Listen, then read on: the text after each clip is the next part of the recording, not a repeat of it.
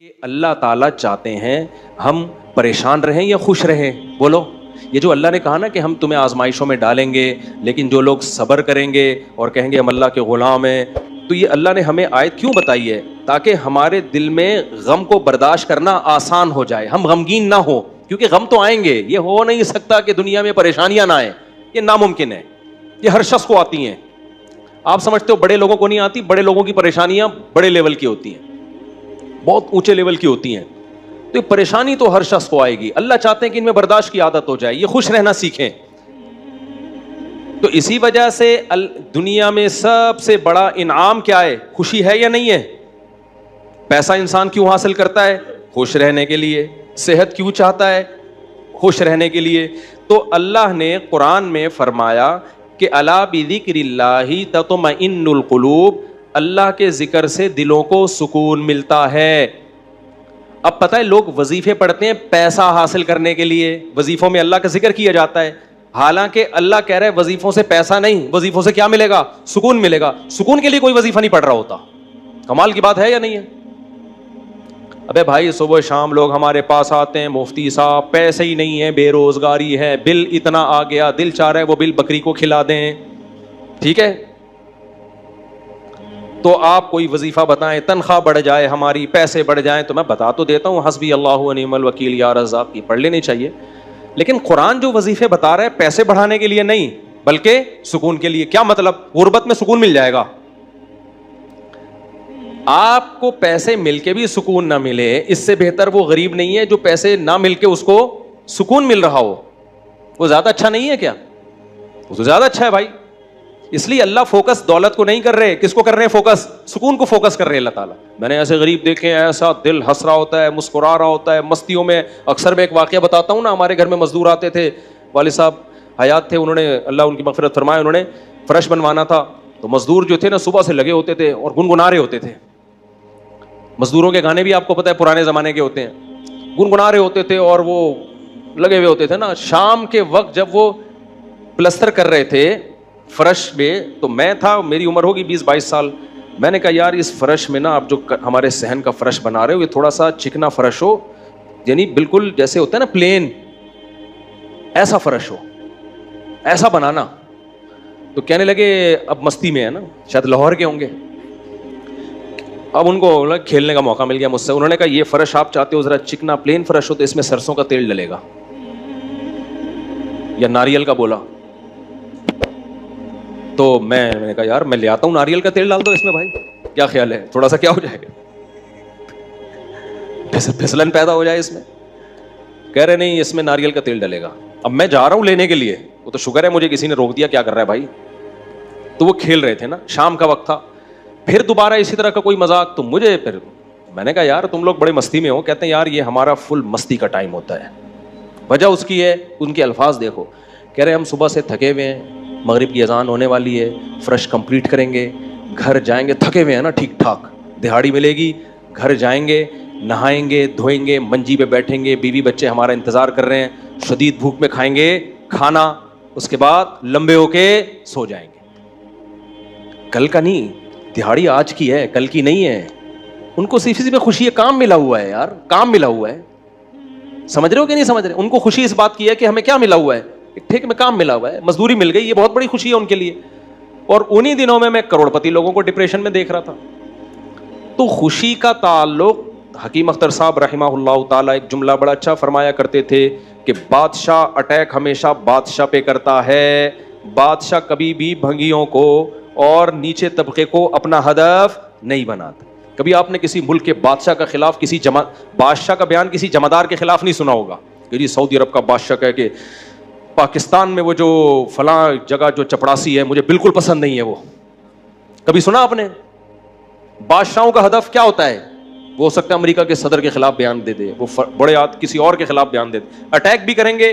اب کبھی نہیں آپ نے سنا ہوگا بادشاہ نے بیچارے کسی رکشے چلانے والے کو بم سے اڑوا دیا بھائی اللہ یہ کہ وہ ایجنٹ ہو کسی کا, پھر وہ رکشے والا ہے نہیں, وہ ہے کوئی اور, وہ کوئی بڑی چیز ہے, وہ روپ دھارا ہوا ہے اس نے. ورنہ اوریجنل کوئی ٹماٹر والا ہو تو کبھی آپ نے دیکھا کہ کسی ملک کی فوج اس ٹماٹر والے پہ اٹیک کر رہی ہے؟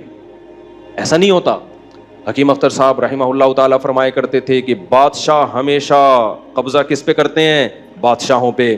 فرمایا کہ دل جو ہے یہ پورے جسم کا بادشاہ ہے. دل کیا ہے؟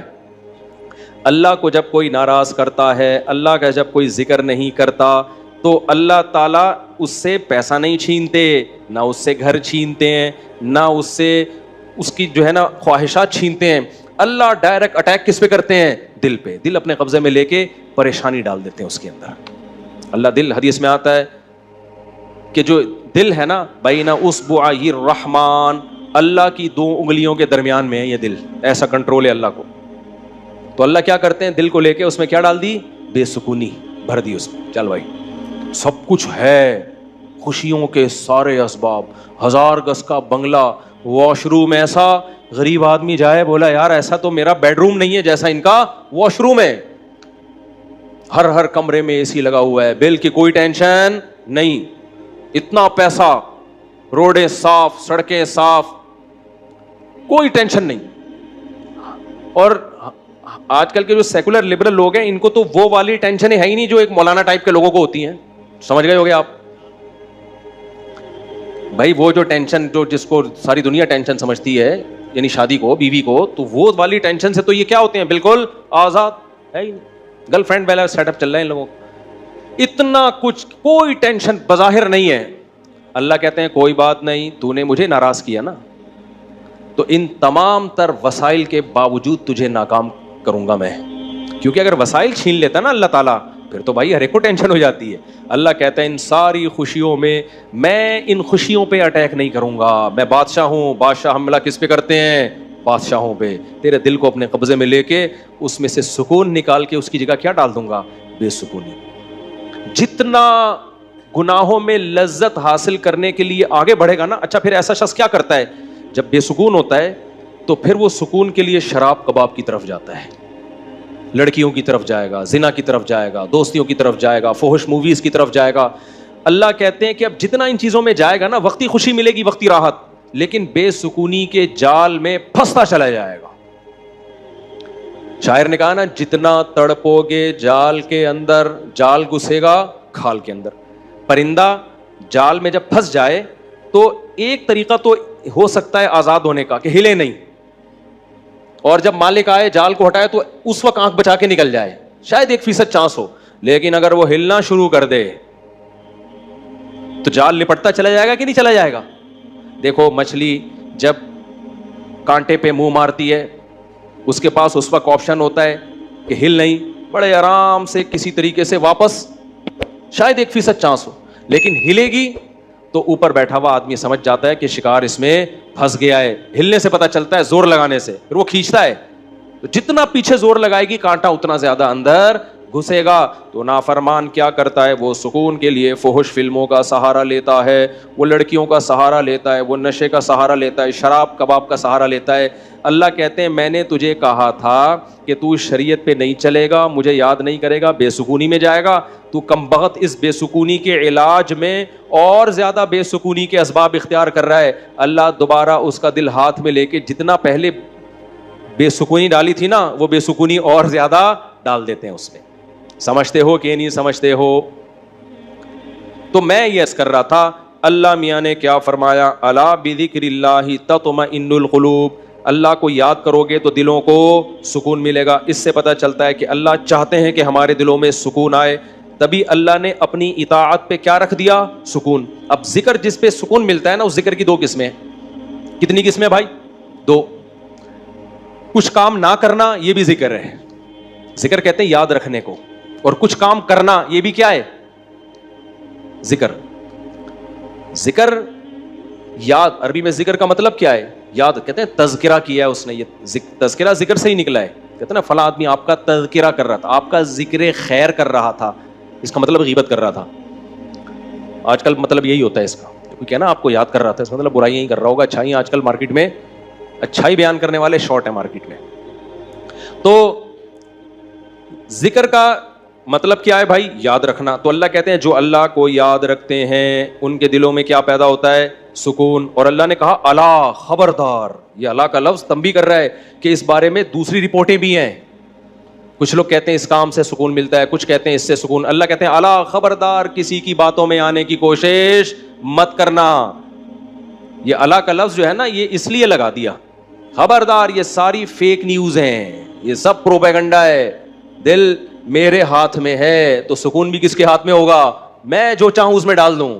سکون ایک ایسی چیز ہے اپنے اختیار سے کبھی آتی نہیں ہے. آپ خوش رہنے کی کوشش کرو تو تھوڑا سا کچھ اسباب اختیار کر لو گے, اس سے زیادہ نہیں ہوگا. جن لوگوں نے خوش رہنے پر کتابیں لکھی ہے نا ان میں بہت سے خودکشی کر کے مرے ہیں. سمجھ رہے ہو؟ کتابیں لکھ گئے کہ خوش ایسے رہتے ہیں. کتاب لکھ کے جب وہ چلی نہیں مارکیٹ میں تو اسی سے ڈپریشن میں چلے گئے. وہ یار یہ چل کیوں نہیں تھی مارکیٹ میں, کیا خیال ہے بھائی, یہ بک کیوں نہیں رہی, اتنی محنت سے ہم نے لکھی ہے, اسی سے کیا ہو گئی ان کو ڈپریشن ہو گئی. خوشی پہ ورک شاپ کرنی تھی, پبلک ہی نہیں آئی, اسی سے ٹینشن میں چلے گئے. یار پبلک تو ہے ہی نہیں, سارے پیسے ضائع ہو گئے. تو وغیرہ وغیرہ بہت سارے مسائل ہیں لوگوں کے ساتھ بھائی, سب کے ساتھ ہی ہوتے ہیں. تو اللہ میاں نے کہا کہ یہ دل کسی موٹیویشنل اسپیکر کے ہاتھ میں نہیں ہے. آج کل گورے بہت ورک شاپس کروا رہے ہیں نا, خوش رہنا خوش رہنا. تو اللہ کہتے ہیں کہ دل اور دماغ یہ دو چیزیں کس کے کنٹرول میں ہیں؟ میرے. تبھی میں نے نیند پر اتوار کو بیان کیا, وہ لازمی سن لیے گا کہ نیند بھی کس کے کنٹرول میں ہے؟ اللہ کے. نیند کی گولی نیند کے اسباب پیدا کر دیتی ہے. ماہرین کہتے ہیں کہ سوتا آدمی اپنی طاقت سے ہی ہے, سلا کوئی نہیں سکتا آپ کو, کیونکہ دماغ آرڈر کرے گا نا سونے کے لیے دماغ کو, تو دماغ تھوڑی آرڈر کرے گا, دماغ کے اوپر کی کوئی چیز آرڈر کرے گی دماغ کو کہ آپ سو جاؤ. دماغ باقی چیزوں کو آرڈر کر سکتا ہے کہ رک جا, بولنا بند کر دے, سننا بند کر دے, آنکھیں بند کر لے. یہ سب چیزیں دماغ کے کنٹرول میں ہیں. دماغ کے کنٹرول میں نہیں ہے. ابے کیا ہو گیا, کیسے سمجھاؤں؟ دیکھو دماغ کے کنٹرول میں نہیں ہوتا کبھی بھی. مینیجر صاحب مینیجر کے کنٹرول میں نہیں ہوں گے. مینیجر کو کنٹرول کرنے کے لیے کوئی اوپر کی چیز ہوگی. حکمران کو اوپر کی طاقتیں کنٹرول کرتی ہیں. اللہ سمجھتا ہے یا نہیں سمجھتا؟ تو پھر وہی سیاسی باتیں نہ شروع ہو جائیں, اس لیے میں واپس چل رہا ہوں. عوام بھی کنٹرول کرتی ہے بعض دفعہ, جب بنگلہ دیش میں جیسے کیا ہے نا. خیر, تو اچھی خبر ہے الحمدللہ, بنگلہ دیش سے بہت اچھی نیوز آ رہی ہیں. جماعت اسلامی کے پرانے بیچارے بوڑھے لوگوں کو صرف اس بیس پہ پھانسی پہ لٹکایا. حسینہ واجد نے, اس نے لٹکایا کہ پاکستان کی حمایت. سیاسی اختلاف تھا بھائی, اس کے بعد تو وہ بغاوت نہیں کر رہے تھے نا, بہت ظلم مچا کے رکھا ہوا تھا.